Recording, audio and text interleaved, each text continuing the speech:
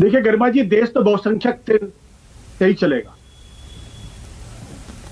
मैं फिर दोहरा देता हूं, देश तो बहुसंख्यक की सोच से ही चलेगा, और इसलिए भारतीय जनता पार्टी को कतई इस मुगालते में नहीं होना चाहिए कि देश उनकी सोच के हिसाब से चलेगा, क्योंकि सिर्फ 37% वोट इनके पास है, 63% लोग भारतीय जनता पार्टी के खिलाफ। इसलिए देश भारतीय जनता पार्टी के हिसाब से नहीं चलेगा, ऐसा आरपी सिंह का मानना है। और मैं आरपी सिंह की बात से पूरी तरीके से सहमत हूं कि उन्होंने कम से कम एक राष्ट्रीय टेलीविजन पे आके कह दिया कि भारतीय जनता पार्टी के हिसाब से देश नहीं चलेगा। ठीक है, ये जो डिबेट है ना, इस डिबेट का कोई अंत नहीं है। मत कीजिए, ये नहीं, आप मेरे मुंह में शब्द डलवा रही है। आपको मौका दूंगी मैं 10 सेकंड आपको प्रोग्राम खत्म करने से पहले मैं मौका दूंगी बीच में, लेकिन डेविएट मत कीजिए। मैंने कहा ना कि भारतीय जनता पार्टी के लोगों को जब मैं बोलता हूं तो मिर्ची पता नहीं क्यों लग जाती है। मिर्ची की बात नहीं है सर आशुतोष, फिर आप अच्छे शब्द देखो, मैंने कुछ कहा आपको, मैं चाहता मेरे मुंह में शब्द में डालिए। मैं भी कह सकता था कि आप अर्बन नक्सलवाद की सोच रखते हैं जी, अच्छी बात थोड़ा ये मैंने यही कहा। मैं भी कह सकता था कि आप अर्बन नक्सलवाद की सोच रखते हैं। ये शब्दों में मर्यादा रखिए आशुतोष, शब्दों की मर्यादा रखिए, अच्छी बात नहीं है। ये मिर्ची और ये सब अच्छे शब्द नहीं है। स्टूडियो में आने का ये दरअसल एक बड़ा ड्रॉबैक भी है। आशुतोष बस 10 सेकंड दीजिए सर। स्टूडियो में आने का बड़ा ड्रॉबैक है आरपी सिंह। मैं बस ये आपसे कह रही हूँ 10 सेकंड में आपको दूंगी, आप डाउन कीजिए, बीच में शब्दों पे थोड़ा डिसिप्लिन पर थोड़ा सा शब्दों का भी संयम रखवाइए। आशुतोष, मैंने एक भी शब्द ऐसा नहीं कहा जिसकी वजह से आरपी सिंह साहब को तकलीफ होनी चाहिए। आरपी सिंह साहब मुझे अच्छी तरीके से जानते हैं, इसलिए वो इस बात को समझते हैं मैं क्या कह रहा हूं, और इसीलिए आरपी सिंह साहब को दिक्कत हो रही है। मैंने कहा कि देश बहुसंख्यक के हिसाब से चलेगा, और भारतीय जनता पार्टी को इस देश से 37% वोट मिला है। देश में 63% आबादी वो है जो भारतीय जनता पार्टी से को वोट नहीं देती है, इसलिए देश भारतीय जनता पार्टी के हिसाब से नहीं चलेगा। दूसरी बात, अभी राकेश सिन्हा जी बड़ी औरंगजेब के बारे में बड़ी बड़ी बातें कर रहे थे, और आरपी सिंह साहब भी कर रहे थे, बहुत अच्छा है। तो एक बार पुष्यमित्र शुंग के बारे में भी चर्चा हो जानी चाहिए। इस पैनल में कोई बौद्ध नहीं है, अगर होता तो शायद उनकी धार्मिक भावनाओं के बारे में भी हम बात कर लेते। देखिए, जब आप पिक एंड चूज करते हैं, जब आपको विधुड़ी के ऊपर नहीं बोलने आता, जब आपको तेजस्वी सूर्या के ऊपर आप नहीं बोल पाते हैं, जब आप योगी आदित्यनाथ को नहीं बोल पाते हैं, तो आपको दूसरों लोगों का सहारा लेना पड़ता है। ये बड़ा अफसोस की बात। नहीं, ये एक सिंबल, ये एक प्रतीकात्मक तौर पर भी आशुतोष हो रहा है क्या?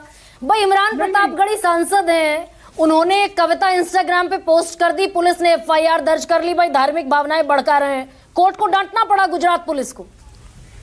देखिए, इसमें मैं तो कम से कम एक बात मैं कहूंगा, और राकेश सिन्हा जी यहां मौजूद हैं, उनको इस बात को एक्सेप्ट करना चाहिए।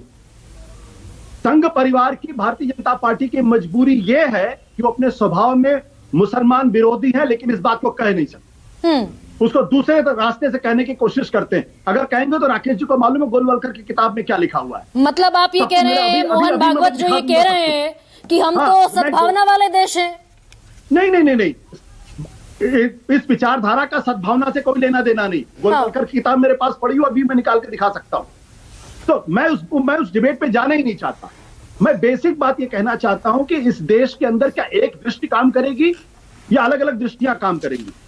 अगर इस देश में सिर्फ एक ही इतिहास दृष्टि होती तो बाबा साहब अंबेडकर नहीं पैदा होते इस देश के अंदर, दयानंद सरस्वती नहीं पैदा होते, विवेकानंद नहीं पैदा होते, गोलवलकर नहीं पैदा होते, और महात्मा गांधी, जवाहरलाल नेहरू भी नहीं पैदा होते, क्योंकि फिर एक ही दृष्टि काम करती जो भारत के इतिहास को एक खास चश्मे से देखती, और उसके अलावा जितने लोग उस चश्मे से अलग होते उनको फांसी की सजा पे लटका दिया जाता था, जैसा कि 12वीं शताब्दी में तमाम क्रिश्चियन मुल्कों में हुआ। नहीं, लेकिन आशुतोष भाई, मैं लेकिन एक और सवाल पलटकर आपसे अगर पूछूं, महाराष्ट्र में बीजेपी की सरकार, राकेश जी आ रही जी, महाराष्ट्र में बीजेपी की सरकार, अबू आजमी पर मुकदमा दर्ज।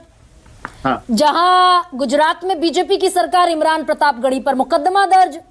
लेकिन इसी के बरक्स अगर मैं देखने की कोशिश करूं, भाई तमिलनाडु में भी तो MK स्टालिन झंडा बुलंद करके खड़े हो गए, हमें नहीं चाहिए 3 लैंग्वेज। वो राष्ट्रीय नीति का, एजुकेशन पॉलिसी का विरोध करने पर उतारू हो गए। ये कट्टरवाद हर जगह फैलता दिख रहा है क्या? अबू आजमी के खिलाफ FIR दर्ज होने की बात की जा रही, उनको सस्पेंड किया जा रहा, तो भैया जी जोशी जी के बारे में क्या राय है? मराठी के बारे में उन्होंने क्या बात कही है? क्यों देवेंद्र फडणवीस जी उस पर नहीं बोल रहे हैं? तो भैया जी जोशी के खिलाफ कोई कार्रवाई नहीं होगी, क्योंकि वो संघ के नेता हैं। तेजस्वी सूर्या के खिलाफ कोई कार्रवाई नहीं होगी, मुस्लिम महिलाओं के खिलाफ कुछ भी अपशब्द कहते हैं, उसकी वजह से भारत के जो डिप्लोमेटिक रिलेशनशिप वो खराब हो जाए, प्रधानमंत्री कार्यालय को उसके लिए माफी मांगनी पड़े, कोई कार्रवाई नहीं होगी।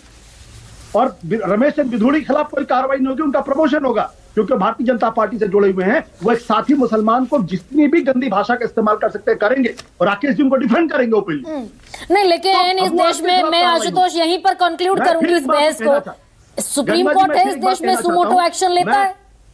मैं फिर एक बात कहना चाहता हूं, कहिए ना सर। राकेश सिन्हा जी और आरपी सिंह अगर ईमानदारी से बात करना चाहते हैं तो कहें कि भैया जी जोशी ने जो कहा है वो गलत कहा है, उनके खिलाफ एफआईआर दर्ज होनी चाहिए, कहें सामने आपके प्लेटफॉर्म पे।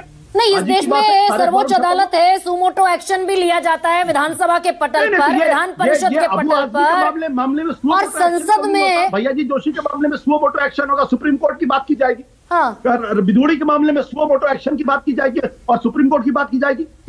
अब फिर चारा क्या है इसके अलावा? और सर योगी आदित्यनाथ क्यों नहीं सदन के पटल पे आके भैया जी जोशी के बारे में बात करते हैं? हाँ,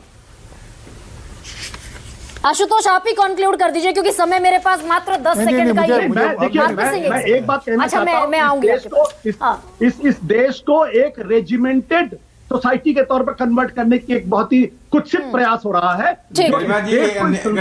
सभ्यता को खत्म कर देगा। और हमारे कुछ साथी लोग इसमें कोशिश लगे हैं कि आरपी सिंह इस बात को, ठीक है आशुतोष जी, समय से बंधी हूं बहुत ज्यादा आज। RP Singh pick and choose तो हो ही रहा है।